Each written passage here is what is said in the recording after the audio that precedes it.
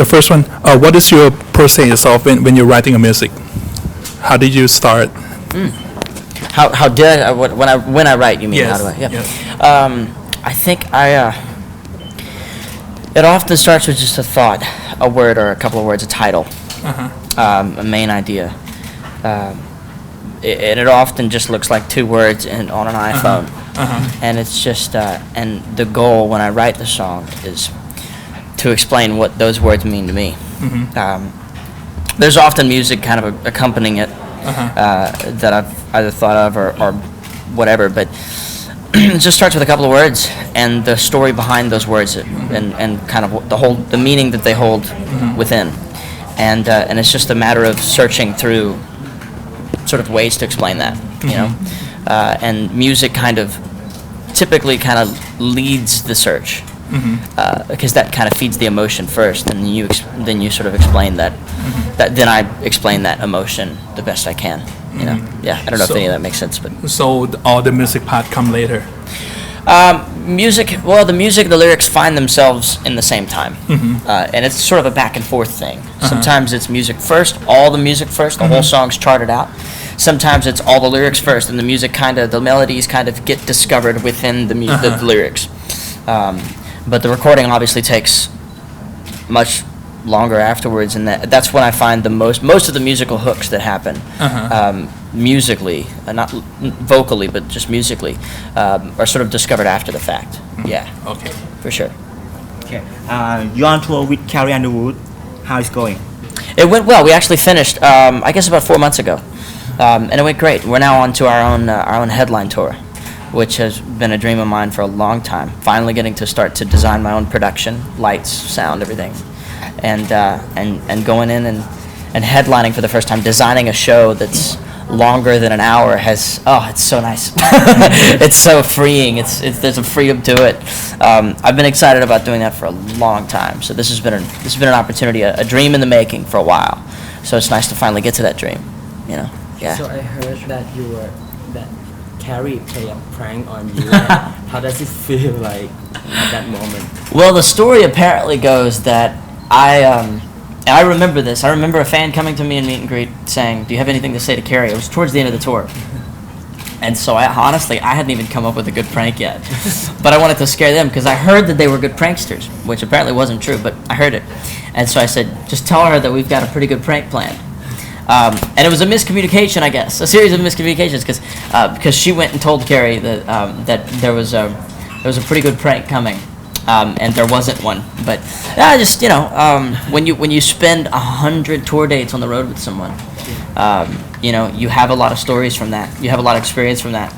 And the funny thing was that's probably the craziest story from the tour was that whole prank experience. Yeah. But good times. It was a good tour. Yeah, for sure. Will we have any chance to see you full live in Bangkok? See it like a show here? Yeah, we're doing. It's called the Betsy. It's called the Sonic Bang, is it? Sonic Bang Festival. Yeah, we're playing. I think outside of the arena, and then we may be. Okay, for sure. We know. I never know if it's for sure or not. But we are okay. So we're officially. I'm gonna get to jam with Jason Mraz during his show a little bit too. So we're gonna play our own show outside. We're gonna do our own material, and then I'll sort of sit in with Jason. He's invited me to be a part of his show, so I'm excited. Yeah, for sure. What about let's get crazy tour? Is there any chance to be in Thailand? I hope to. I know we're gonna. I mean, being that this is our first visit, something tells me we'll be back soon. I don't know when. They don't let me plan that stuff. And that's probably a good thing because I'll probably be back sooner. But definitely gonna be back. Definitely be back. I love it here.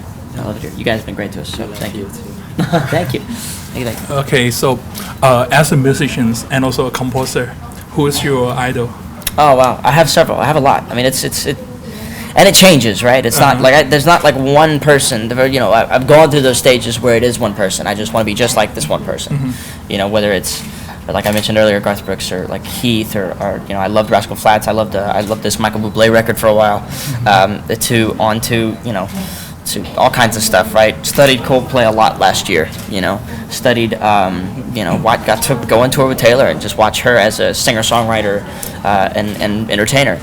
So it varies. It varies all the time, and it changes. And it changes, weekly, monthly, daily sometimes.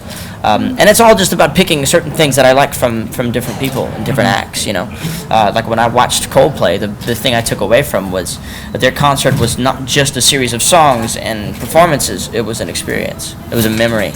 And I felt something during that show I've never felt before. And I remembered saying, I want people to feel that during our show. I want to find whatever it is that I'm supposed to sort of bring to my show that way, that same feeling, that same sort of investment, personal, vulnerability, I guess, and I don't know. It's about finding different artists every day, and finding something you love and something that just inspires you about them. Yeah. Okay. Just one song only from album Hunter Hay Angkor. Would you like to recommend one song only? One song. Probably I Want Crazy. I Want Crazy is my personal favorite. I'm attached to it because it seems to represent me the best. It's very energetic. That's me. It's got a lot of lyrics, and musically, I think that's the most I've ever explored a song in the studio. That song was a song I wasn't gonna record that song for this record. I was holding that song. I wanted to keep it for a little bit longer.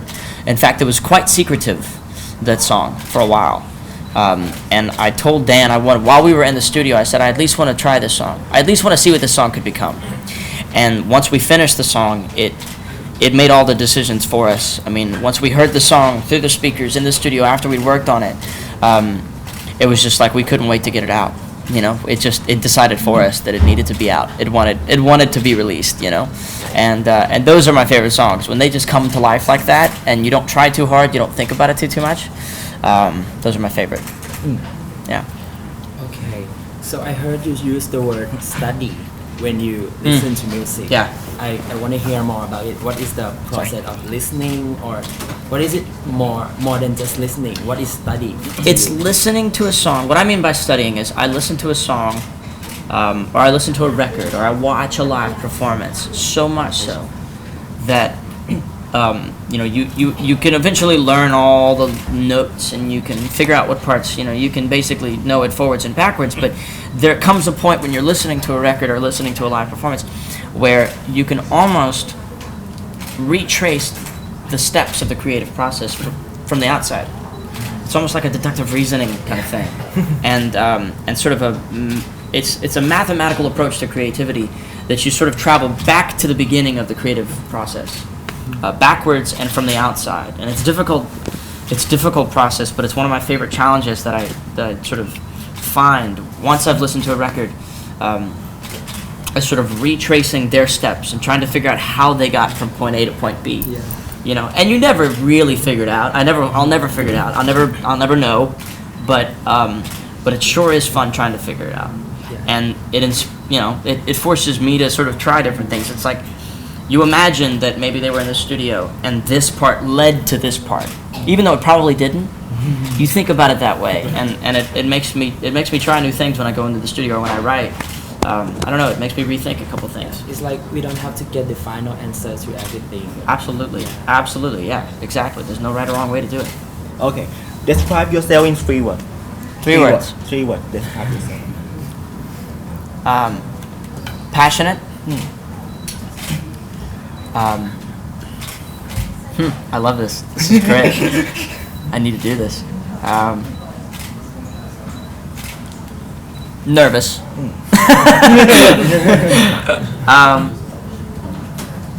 And grateful. Yeah. So forever grateful to get to do this. Yeah.